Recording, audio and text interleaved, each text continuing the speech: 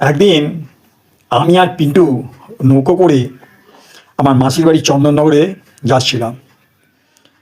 নৌকায় উঠলাম, দেখি আকাশটা কিরকম মেঘমেঘ করেছে। পিন্টু দেখে একজনকে বলছি, আচ্ছা দাদা, এই আকাশটা কেমন মেঘমেঘ করেছে, ঝড়টা কি উঠবে? ঠিক আছে, আমি ঠিক বলতে পারছি না ঝড় কখন উঠবে, তবে আপনি চিন্তা করবেন না, ঝড় উঠলে বলে দেবো। আমি মনে মনে ভাবছি, সারা কি উৎকট প্রশ্ন বাইরি, এটা কি পাবলিক। আমি একজনকে জিজ্ঞেস করলাম, আচ্ছা দাদা, এই নৌকাটা এই পার হতে কতক্ষণ লাগবে বলতে পারেন?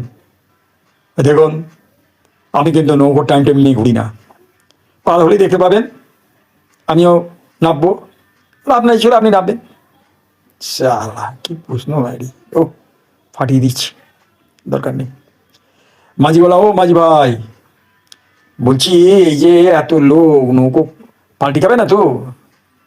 देखो ये बाबूजी, एक तो बात আছে কি, हाँ, ए अपना हाल भी जब हमारा हाल भी जब ठीक আছে ना, उसका पाल भी तब ठीक আছে। पाल एकदम ठीक हवा में चलता ही है, लेकिन जब भी झाड़ उठाएगा ना, वो हाल ठीक नहीं है तो वो तो नौका भी पलटी खा जाएगा मेरे से, ताले कि हम लोग डूबे जाओ। हाँ बाबू, पानी में जब भी आदमी हाथ भी छुड़ेगा, पा भी छुड़ेगा, हाँ बाकी सब हम सोच लेगा, लेकिन उसका ज्यादा तो हम नहीं बोल सकता। हाँ हाँ, वो हम समझ गया बाबू। মাঝি ভাই, তোমাদের অবস্থা বুঝতে পারছি।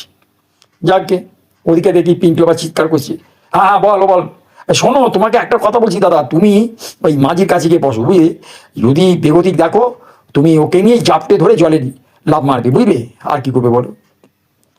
তা তুই কোথায় যাচ্ছি? আর না না, আমি আসি, দাও না, আমি একজনকে জিজ্ঞেস করছি একটা কথা।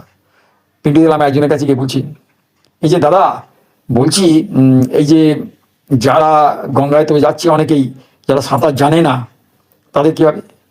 তাদের আর কি হবে? আমি আর কি করে বলবো? আপনি অবান্তর প্রশ্ন করছেন তো। না আপনি কি বলতে চাইছেন? না আমি বলছি যে ধরুন, আমি তো মানে একটু একটু মানে বুঝতে পেরেছি। যদি ধরুন ওই ইয়ে হয়, আপনি আমার পিঠে এসে বসে পড়বেন, যতক্ষণ পারবো আপনাকে পিঠে করে নিয়ে আমি পারাপার করবো। তারপর যখন দেখবো অস্বস্তি লাগছে, আর কি করবো, জলে ফেলে দেবো।